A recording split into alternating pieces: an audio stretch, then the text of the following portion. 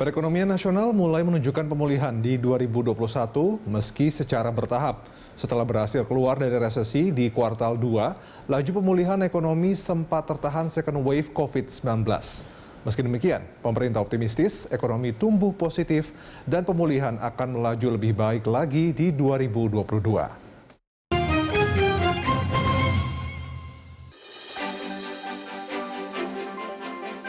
5 Agustus 2021, secerca harapan atas pemulihan ekonomi nasional terlihat setelah Badan Pusat Statistik mengumumkan bahwa Indonesia resmi keluar dari resesi setelah produk domestik bruto berhasil tumbuh 7,07% di kuartal 2. Pertumbuhan ekonomi positif tersebut mengakhiri laju pertumbuhan minus yang sebelumnya dicatatkan 4 kuartal berturut-turut sejak kuartal 2 2020.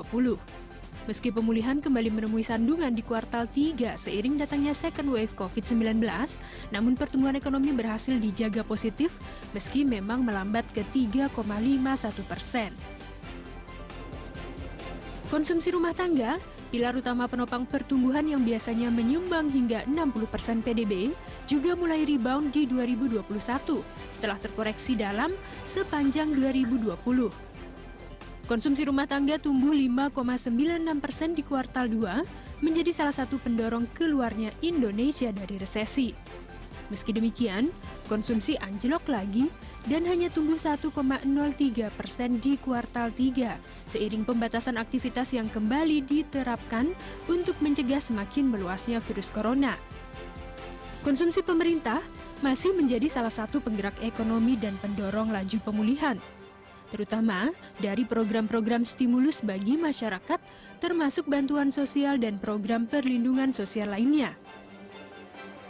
Di kuartal pertama 2021, konsumsi pemerintah tumbuh 2,58%, meningkat menjadi 8,03% di kuartal 2, namun kemudian melambat menjadi 0,66% di kuartal 3.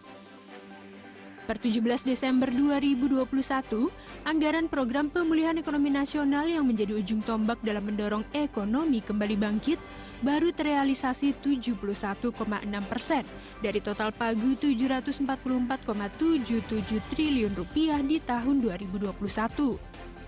Ini berarti baru 533,6 triliun rupiah yang terserap untuk klaster kesehatan, perlindungan sosial, program prioritas, insentif usaha, serta dukungan UMKM dan korporasi. Sementara 210 triliun lainnya belum dibelanjakan. Di sisi investasi, perbaikan juga mulai terlihat. Laju pertumbuhan pembentukan modal tetap bruto yang tumbuh minus 4 kuartal berturut-turut sejak kuartal 2 2020 berbalik arah dan tumbuh positif 7,54% pada kuartal 2 2021 dan 3,74% di kuartal 3. Dukungan besar juga datang dari kinerja ekspor nasional yang perkasa.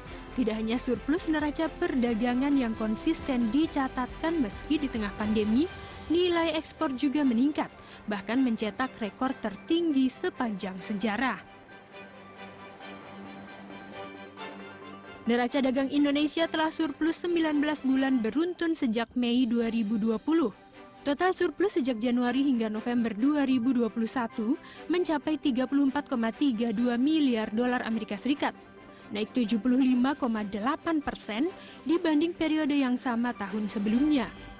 Ekspor melonjak 49,7% year on year dengan nilai 22,8 miliar dolar sepanjang November, tertinggi sepanjang sejarah.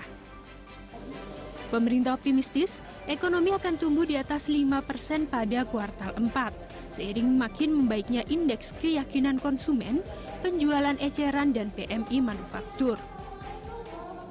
Momentum pemulihan ekonomi kita terus mengalami penguatan kembali sesudah terinterupsi oleh Delta, dan untuk 2021 kita perkirakan pertumbuhan ada di kisaran 3,5 hingga 4%, di mana kuartal keempat pertumbuhan diprediksi akan di atas 5% karena akselerasi terlihat cukup kuat.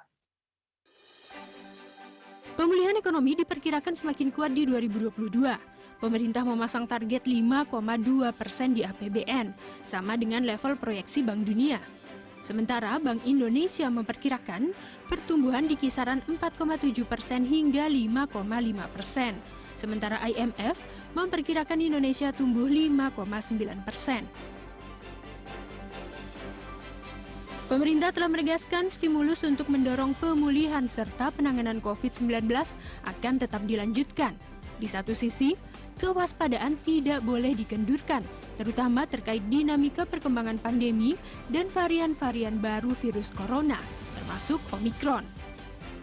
Tim Liputan, Berita 1. Nantikan kilas balik peristiwa 2021 lainnya di program Kaleidoskop 2021 selanjutnya. Saya Ahmad Brody, terima kasih.